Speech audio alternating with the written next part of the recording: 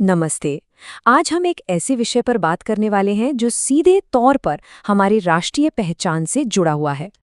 जरा सोचिए, क्या हो अगर हमारे किसी राष्ट्रीय गीत के लिए एक बाकायदा इंस्ट्रक्शन मैनुअल आ जाए। अब ऐसा ही कुछ हुआ है।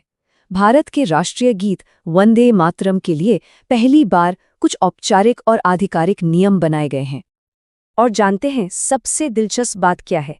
ये नया प्रोटोकॉल ठीक तब आया है जब इस गीत की रचना को पूरे 150 साल हो गए हैं, तो ये मौका और भी ज्यादा खास हो जाता है।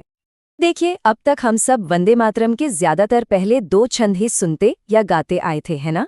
लेकिन अब नए प्रोटोकॉल के मुताबिक पूरे के पूरे 6 छंद ऑफिशियल कर दिए गए हैं। और जाहिर है, जब छंद ज्यादा होंगे तो समय भी ज्यादा लगेगा। तो अब इस पूरे गीत को गाने या बजाने की एक आधिकारिक समय सीमा भी तय हो गई है, जो है लगभग 3 मिनट 10 सेकंड। एक और बहुत जरूरी नियम है क्रम को लेकर। मतलब अगर कभी राष्ट्रीय गीत और राष्ट्रगान दोनों एक साथ गाए जाने हैं, तो अब ये तय है कि पहले वंदे मातरम होगा और उसके बाद जनगण मन। तो नियम बिल्कुल साफ है। जब भी वंदे मातरम गाया या बजाया जाएगा, वहां मौजूद हर किसी को इसके सम्मान में सावधान की मुद्रा में खड़ा होना होगा। लेकिन हाँ, इसमें एक खास छूट भी है। वो है सिनेमा हॉल के लिए। अगर फिल्म के दौरान वंदे मातरम बजता है तो वहां खड़े होने की जरूरत नहीं होगी।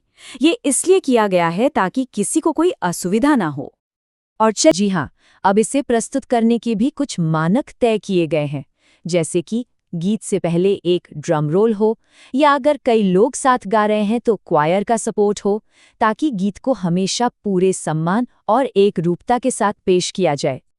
तो अगर हमें इस पूरे प्रोटोकॉल की 3 सबसे जरूरी बातें याद रखनी हो तो वो हैं: पहली, अब से पूरे 6 छंद गाए जाएंगे।